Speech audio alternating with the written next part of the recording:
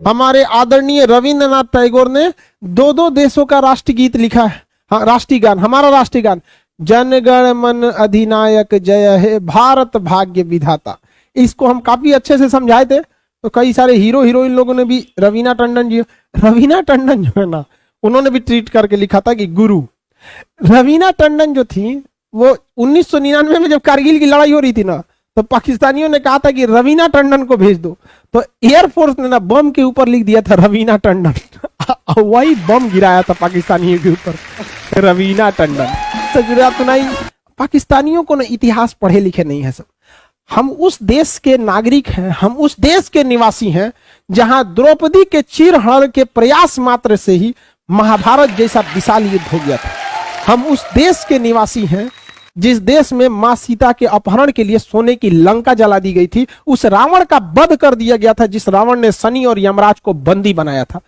तुम महिलाओं की इज्जत नहीं कर सकते हो तो सालो लाहौर में ही रहो, अपनी बहन बेटियों की इज्जत नहीं कर सकते हो तो कराची में ही मरो सालो, भारत की ओर मत देखो। यहाँ आज भी महिलाओं को लोग सम्मान की नजर से देखते हैं, चाहे वो दुश्मन की ही बेटी क्यों ना हो। ये हमारे यहाँ महिलाओं को हमेशा सम्मान, इस चट्टा सबको समझ में नहीं आया तो भारत ने भी बहुत अच्छा जवाब दिया, बम पे लिख दिया रवीना टंडन। लोग सचुरे तो नहीं आते हैं लोग, रवीना टंडन मार के धज्जी उड़ा दिया जाएगा यहाँ पर।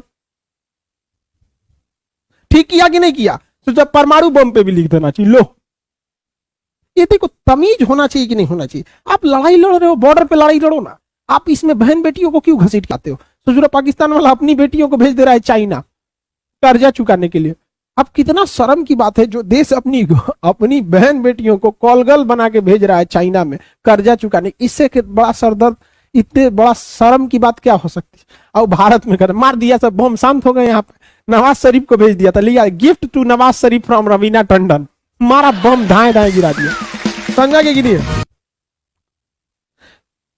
कैप्टन विक्रम बत्रा से कह रहा था कि माधुरी दीक्षित को विक्रम बत्रा धो के रख दिए टाइगर हिल पे। उन चोटों की कोई वजूद नहीं है, जिसने पास संस्कार नहीं उसको जीने का कोई अधिकार नहीं। यह जब मिल गया आपको, कौन सा जगह? बंगाल में और झारखंड में और बिहार में, ये तीन ऐसे जगह है ना, यहां पर दुनिया का सबसे सस्ता मजदूर मिलता है।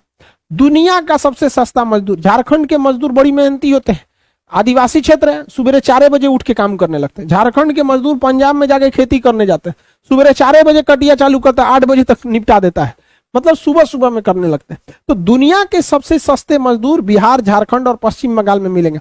आज भी बंगाल में कह सकते हैं गरीबों का सर, वहां आप आराम से जिंदगी जी सकते हैं अगर कम पैसा भी है। और बंगाल के लोग में मतलब काफी ज्यादा लड़ाई झगड़ा नहीं करना चाहते। बंगालियों में ये खासियत होती है, वो ज्यादा आपसे उलझेंगे नहीं, बहुत प्रेम से बात करेंगे। अगर आपको बंगाली आती है तो प्रेम से बात करेंगे, नहीं आती है तो फिर वो लोग हिंदी बोल लेते हैं, बट वो लोग काफी झगड़ालू स्वभाव के नहीं होते हैं। वो मतलब काफी व्यवहारिक होते हैं।